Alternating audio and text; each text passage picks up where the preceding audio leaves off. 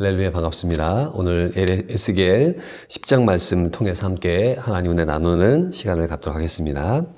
자, 오늘 제목은 하나님의 영광에 떠난 성전이라고 제목을 붙여봤습니다.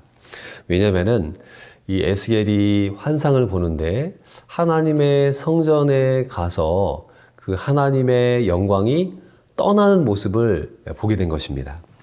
자, 우리가 계속해서 보다시피 지금 에스겔은 바벨론에 있습니다. 그런데 하나님께서 그를 머리를 붙잡아가지고 시간과 공간을 초월하는 여행을 통해서 환상 중에 예루살렘 성전을 보여주셨습니다. 그 예루살렘 성전은 하나님을 예배하고 찬양하는 곳이었는데 거기에 지금 사람들이 모여서 우상 숭배하는 본거지를 만들었단 말이에요.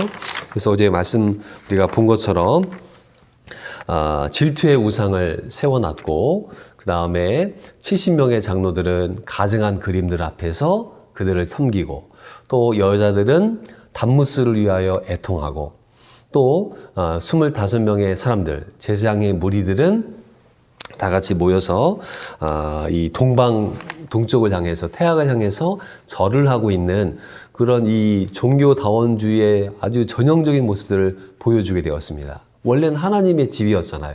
근데 하나님의 집인데 거기가 우상의 본거지가 됐으니까 하나님께서 거기를 떠나시겠다는 거예요. 그리고 그 성전을 떠나시면서 그 성전에 행했던 악한 이 사람들을 심판하시겠다라고 말씀하고 있는 것입니다. 자, 오늘 10장에서는 크게 두 가지의 모습이 나타나는데 하나는요, 숯불 재앙이 있습니다.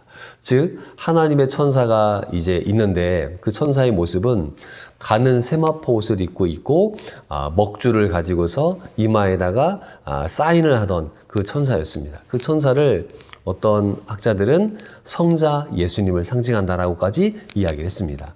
아무튼 그 하나님의 사람이 있는데 그 사람에게 이 하나님의 법궤가 날아다니는 법궤가 있죠. 천사들이 모시고 있는 이 법궤, 하나님 영광의 법궤가 있는데 그 안에다 손을 집어넣어서 숯불을 꺼내라는 것이에요. 숯불을 꺼내가지고 온 사방에 뿌리라고 얘기합니다. 그럼 불이 하늘에서 떨어지면은 어떻게 되겠습니까? 도시가 불타버리겠죠. 즉 하나님께서 이 예루살렘을 불로 심판하신다는 말씀인 것입니다. 이 말씀은 나중에 어떻게 응답이 됐습니까? 느부갓네살 왕의 바벨론 군대들이 이 성전을 쳐들어와서 거기에 있는 사람들을 죽이고 그 도시를 불태우는 것으로 말씀이 이제 응하게 됐단 말입니다. 에스겔은 그 예언의 말씀을 보고 이제 기록을 한 것이라고 볼 수 있습니다. 그래서 첫 번째는 하나님의 숯불 재앙, 두 번째는 이 하나님의 영광이 조금씩 이동하는 것들을 보게 돼요. 어떻게 이동하느냐? 하나님의 영광은 지성소에 있었습니다. 하나님의 영광 지성소에 있죠. 근데 그 지성소에서 영광이 성전의 문지방으로 갑니다. 나가기 시작합니다. 그리고 그룹들 머리 위로 가게 됩니다. 그룹이라는 것은 하나님의 천사를 뜻하는데 그 천사들의 머리 위에 하나님 영광이 있고 결국에는 성전 동문 쪽으로 하나님 영광이 나감으로 말미암아 이제 하나님의 영광이 예루살렘을 떠나는 그것을 에스겔 10장에서 보여주고 있다라고 보시면서 말씀을 보도록 하겠습니다. 자, 한번 보겠습니다. 자, 먼저 1절인데요. 이에 내가 보니 그룹들 머리 위 궁창 남보석 같은 것이 나타났는데 그들 위에 보좌의 형상이 있는 것 같더라. 하나님의 보좌의 형상을 보게 됐어요. 자, 2절입니다. 하나님이 가는 베옷을 입은 사람에게 말씀하여 이르시되 너는 구름 밑에 있는 바퀴 사이에 들어가 그 속에서 숯불을 두 손에 가득히 움켜 가지고 성전 위에 흩으라 하심에 그가 내 목전에서 들어가더라. 그래서 하나님의 천사가 두 손에다가 이 숯불을 들어가지고 하나님의 성전의 성읍 위에다가 뿌리라. 그 도시가 이제 심판받게 될 것을 이야기합니다. 그러나 그런 그 위기의 상황이지만은 그 가운데도 하나님 영광이 있어요. 자, 4절에 보시면은 여호와의 영광이 구름에서 올라와 성전 문지방에 이르니 구름이 성전에 가득하며 여호와의 영화로운 광채가 뜰에 가득하였다. 아직까지 하나님의 영광이 그 성전 안에 있는 것들을 보게 됩니다. 문지방까지 하나님의 영광이 있게 되었어요. 자, 그 천사들의 날개 소리를 이제 묘사를 했습니다. 자, 5절에 보시면은 그룹들의 날개 소리는 바깥 뜰까지 들리는데 전능하신 하나님이 말씀하시는 음성과 같다. 이 천사들의 날개짓이 소리가 굉장히 큰 소리로 났기 때문에 에스겔이 이렇게 기록을 하게 된 것입니다. 자, 그리고 이제 하나님의 그 보좌가 있고, 그 하나님의 병거가 있습니다. 이 천사들이 날고 있죠. 뭐 바퀴도 있고 날개도 있는 그런 모습들인데 거기에 하나님의 눈이 박혀 있나 봐요. 자, 12절 말씀인데요. 보시면은 그 온몸과 등과 손과 날개와 바퀴 곧 내 그룹의 바퀴의 둘레에 다 눈이 가득했다. 즉 하나님은 안 보는 곳이 없다. 하나님의 눈은 온 천지를 다 보고 계신다는 것을 보여주고 있는 것입니다. 자, 그리고 천사들의 얼굴도 이제 묘사를 했는데 우리는 이제 얼굴이 앞에만 있잖아요.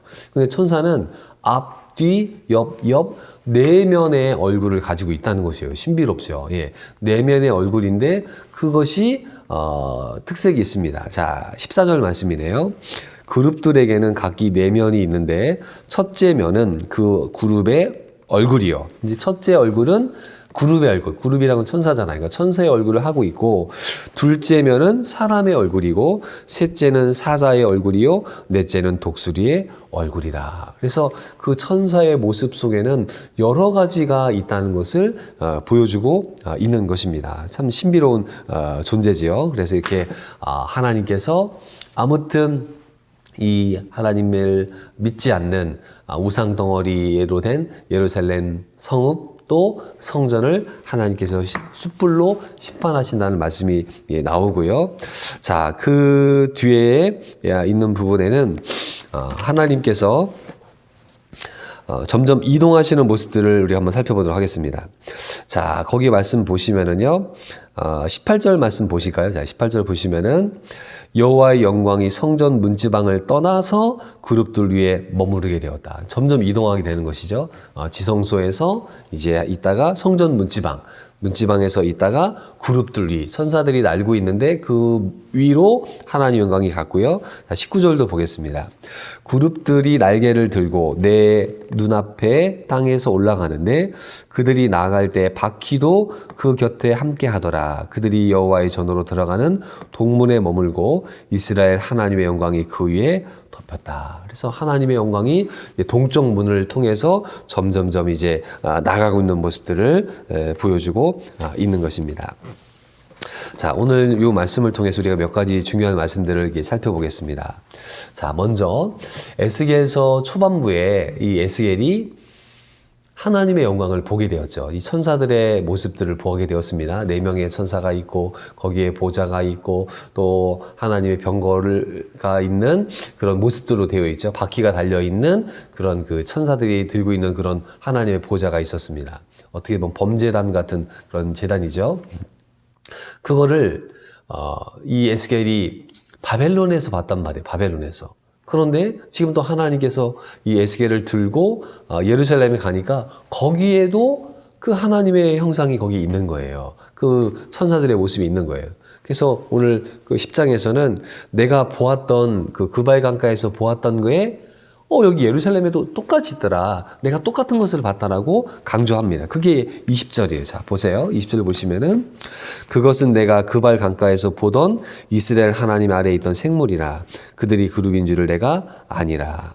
라고 되어 있습니다. 즉, 내가 본 것은, 이 바벨론에 있던 그발 강가에서 본 거와 똑같은 하나님 형상을 봤다. 이건 무엇을 뜻하느냐. 즉, 하나님은 바벨론에만 계신 것이 아니고 예루살렘만 계신 것이 아니고 하나님은 시간과 공간을 초월해서 모든 곳에 계시는 분이라는 것입니다. 참 신비로운 것이죠.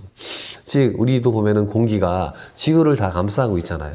아니 없는 곳이 없습니다. 그리고 전파를 이제 인공위성에서 이렇게 쏘지 않습니까? 그러면 지구에 있는 어느 곳에 있든지 간에 그 전파를 통해서 뭐 핸드폰을 우리가 사용하기도 하고 GPS를 사용하기도 한단 말입니다.